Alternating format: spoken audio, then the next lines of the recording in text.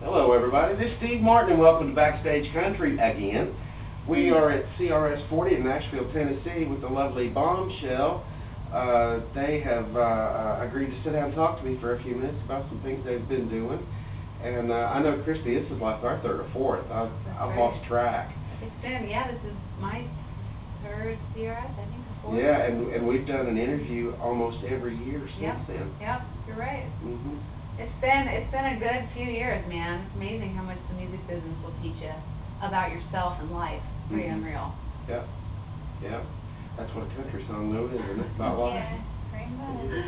So what have you guys been up to the last bit? We've been, the past year's been really busy for us. We've kind of, we toured a little bit this summer, and but mostly we've just been writing and working on the record, which will hopefully be out in June. Keeping our fingers crossed. We got to go to Switzerland with Ricky Skaggs and Clint Black. Oh, wow. Awesome. That's cool.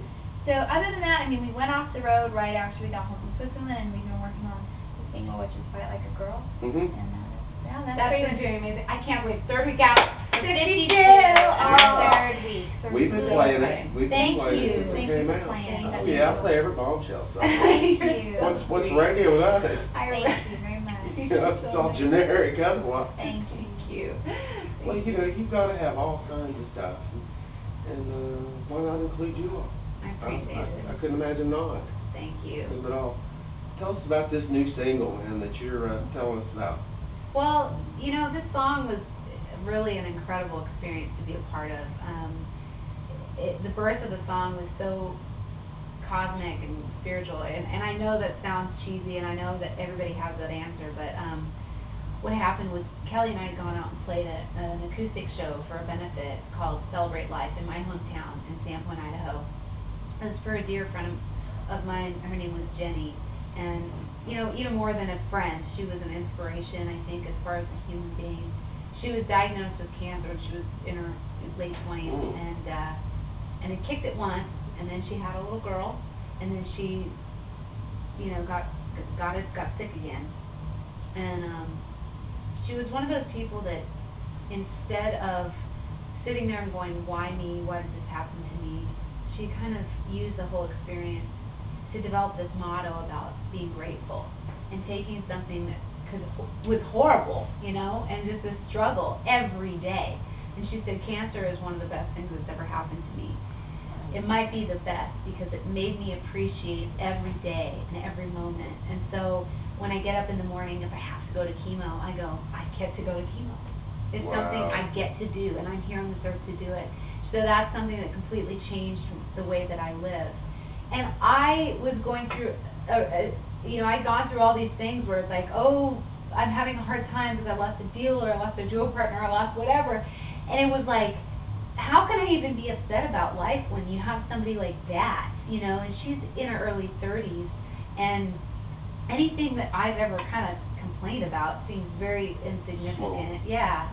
And what had happened was we had gone and played the show, and she was so excited because we were coming back in August to play a full band show with Winona. And her sister came up and she said, well, Jenny couldn't come to the show tonight. She had chemo yesterday, and so she's really sick.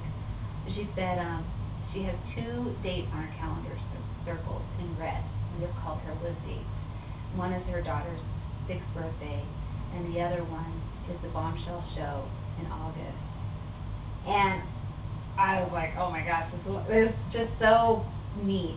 And then she ended up passing in June, and she had so I was, you know, I was out running one day in early summer, and I think it was in June-ish, July, and I was kind of doing the why did this happen, you know? And I think, you know, God or Jenny, somebody said, fight this, you know, and I went home and I sat down with Kelly and I was like, what do you think of this for a title? And she is brilliant, and as far as, she started telling our own kind of stories. Yeah, I mean, Chrissy come home and she goes, you know, she goes, I really want to write a song called Fight Like a Girl. And I go, that's awesome. So take something that people say so negatively and really turn it positive, because, I mean, I never got to meet Jenny personally, but just hearing so many stories about her, and, you know, I mean, she totally just fought with her heart. And I know that sounds so kind of, not cheesy, but it just sounds, you know, so easy to say. But I think girls, no matter who you are or what you're facing, we all have struggles, whether it be, you know, in our health, unfortunately, or at school, or in relationships, or at work. And I think when the things that are out of our control, we have the ability to fight without our muscles and really have hope. And it's so amazing to me to see people like Jenny just wake up and go, you know what? I have it, and I'm not going to cry about it. I'm just going to enjoy every day I have. And you know, I couldn't wait to write the song. When she came home to me, I thought, that's genius. Like, that's awesome. And we invited our friend Bob in. It was really great to have a guy's perspective on it, you know. And I mean, he brought something completely different to the table. It was really funny when we sat down because, I mean, you know us, and you've seen our live show, and we're really over the top and very, like, out there. And I mean, I'm sure even you, when you just see the title, you think it's going to be like this really rockin', like, Fly Like a Girl, you know. And so we were excited to kind of do the unexpected and really switch it the other way. And Bob immediately started pounding on his guitar, and we went, no, that's not what it is. Yeah. But he had this, he brought in, you know, just a second verse that we never would have thought of, as far as, you know, bringing the girl to where he goes, man, there's so many women in this town that I've seen that they get to that glass ceiling and then it just stops. And he said, and they get discouraged and they get frustrated and they go home. And he said, you know, that's the one thing I admire about the two of you guys is, like, when you get kicked and stomped, you get up and you get on again, you know, and it was really sweet. And you know, the first verse was pretty much about, like, we were the fat kids in school. Yeah, in elementary school, we were like the roly-poly kids. I didn't want to go to school, so I hated getting picked on, you know what I mean? And when you're Kelly, a lot of, like, fat things rhyme with Kelly. Like belly, jelly, belly, I mean, so you can only imagine. And you know, and it really was like my mom and my dad too, and grandma being like, you know what, honey, your day is gonna come. Don't you worry, just go to school and do not let them tell you any different. You are beautiful. And you know, and it really, I mean, and I know you were the same way too. So yeah. We're at 52 and we're just kinda like, this is as far as we ever go. If we fall off the face of music earth tomorrow, we're part of something that was huge. Yeah.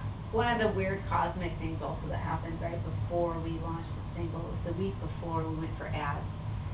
My mom called me up and she was crying, and she works as a nurse at the hospital with Jenny's sister. And her sister had come in and said, Kathy, the weirdest thing, I was visiting my mom and she gave me this little porcelain doll, and she said when Jenny found out she was diagnosed with cancer, she had gone and gotten this little Precious Moments doll and given it to my mom. And it's this little girl, and she's praying, and she has pink boxing gloves on. And at the bottom it says, Fight Like a Girl. That's cool. And she goes, isn't that the title of the girl's single?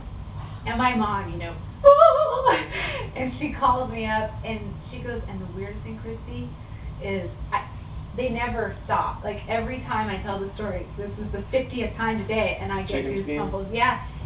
The day that we went for ads on the single was Jenny's birthday. Oh, wow. It was just totally cosmic. I mean, she's pulling strings up there. It's pretty crazy. Great. All right. Give us the website and a MySpace that people can go see it, and I'll let you go. You can go to myspace.com/Bomshel, and it's BOMSHEL, and you can message us. We have a music page as well as personal pages, and I'm on there every morning with my coffee. I know Christy is too, or you can go to bombshell.com, again, BOMSHEL.com, and buy a t-shirt while you're there. Thank you, plug. You're welcome. You're welcome. Thank you. Okay, great. Appreciate it. This has been Steve Martin and Bomshel from CRS 40 in Nashville, Tennessee. Until next time, everyone, enjoy the music.